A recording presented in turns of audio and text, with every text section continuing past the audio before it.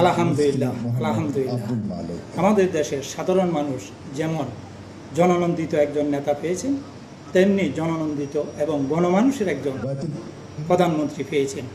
উনি মদিনা শরৎ বাস্তবায়ন করতে চান আপনাদের সহযোগিতায়। দেখুন, ওনার কথাগুলো শুনুন এবং উনি যেভাবে কাজ করছেন সেভাবে যদি আমরা এগিয়ে যেতে পারি, ইনশাআল্লাহ আমাদের দেশ উন্নতির দিকে যাবে এবং মদিনা সনদ বাস্তবায়ন করতে সক্ষম হবে ইনশাআল্লাহ। শুনুন, শুধুমাত্র ওআইসিভুক্ত দেশগুলোতে যেই পরিমাণ জাকাত হয় সেটার পরিমাণ হলো $600 বিলিয়ন। আমাদের দেশে সেই জাকাতের টাকা আনার কোনো প্রপার ওয়ে সেভাবে নাই। গতকাল মূলত রাতে আমাকে মাননীয় প্রধানমন্ত্রীর পক্ষ থেকে আমন্ত্রণ জানানো হয়েছে যে জাকাত কিভাবে আরো ইফেক্টিভলি বন্টন করা যায়। বাংলাদেশে জাকাত কালেকশনের যে অপার সম্ভাবনা আছে সেই সম্ভাবনাটাকে ব্যবহার করে দারিদ্র বিমোচনে জাকাতকে প্রত্যক্ষভাবে কিভাবে এঙ্গেজ করা যায় এবং আরো সফলভাবে জাকাত ব্যবস্থাপনা করা যায় সে বিষয়ে পরামর্শ এবং মতবিনিময়ের জন্য তিনি আমাকে ডেকেছেন এবং একান্ত মিটিংয়ের জন্য আহ্বান করেছেন।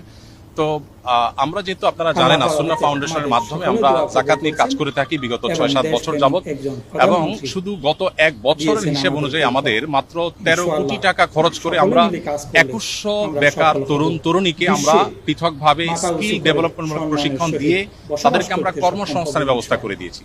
এখন আমাদের সেই 2100 এক সময়ের বেকার তরুণরা 42 কোটি টাকা পার ইয়ার, তারা গত এক বছরে তারা 42 কোটি টাকা কামাই করেছে। তার মানে প্রতি বছর এটা আস্তে আস্তে বাড়বে, বই কমবে না।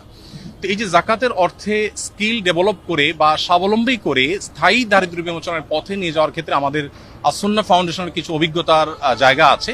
সেই জায়গা থেকে আমরা কিছু পরামর্শ, কিছু মত আমরা দেওয়ার চেষ্টা করছি মাননীয় প্রধানমন্ত্রীকে, এবং সেই মতগুলো তিনি শুনে তিনি খুবই খুশি হলেন এবং তিনি আমাদেরকে মাননীয় মন্ত্রী ধর্মমন্ত্রী মহোদয়কে এবং অন্যদেরকে সংশ্লিষ্টদেরকে নির্দেশ দিয়েছেন যে যেন জাকাত নিয়ে সরকারের জায়গা থেকে আরো ইফেক্টিভলি কিভাবে জাকাত বন্টনকে আরো সুশৃঙ্খল ভাবে করা যায় এবং আরো ইফেক্টিভলি করা যায় সেই সম্ভাবনাগুলোকে খুঁজে বের করার জন্য তিনি নির্দেশ দিয়েছেন।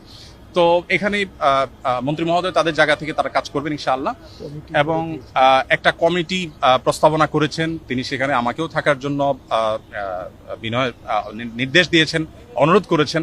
আমি ওনাকে বিনয়ের সাথে যদিও বলেছি যে এখানে বাইতুল মাল খতিব আছেন, আর অনেকে আছেন, তারপরেও তার একান্ত অনুরোধে ইনশাআল্লাহ আমি হয়তো থাকার চেষ্টা করব।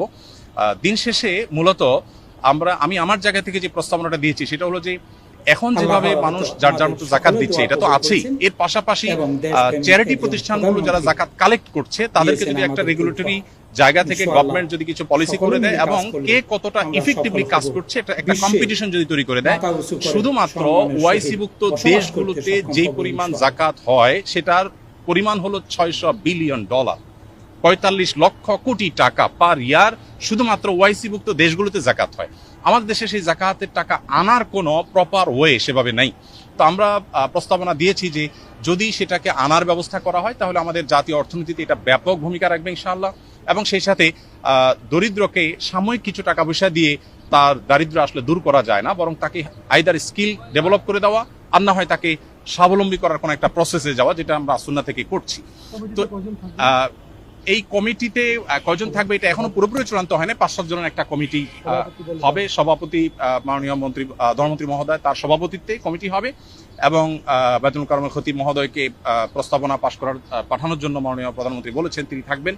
আর আমাকে যেহেতু তিনি অনুরোধ করেছেন আমি হয়তো থাকার চেষ্টা করব। সেই সাথে ইসলামী অর্থনীতি বিশেষজ্ঞ হিসাবে আমরা দেশ থেকে দেশের বাইরে থেকে 1-2 জনের নাম প্রস্তাব করেছি। তাদের সবাইকে নিয়ে হয়তো কমিটি গঠন হবে, কমিটি একটা সুপারিশ করবে, এবং এইটা কোনো গভর্নমেন্ট সবার কাছ থেকে জাকাত কালেক্ট করবে বাধ্যতামূলক গভর্নমেন্টকে দিতে হবে ব্যাপারটা সেরকম না।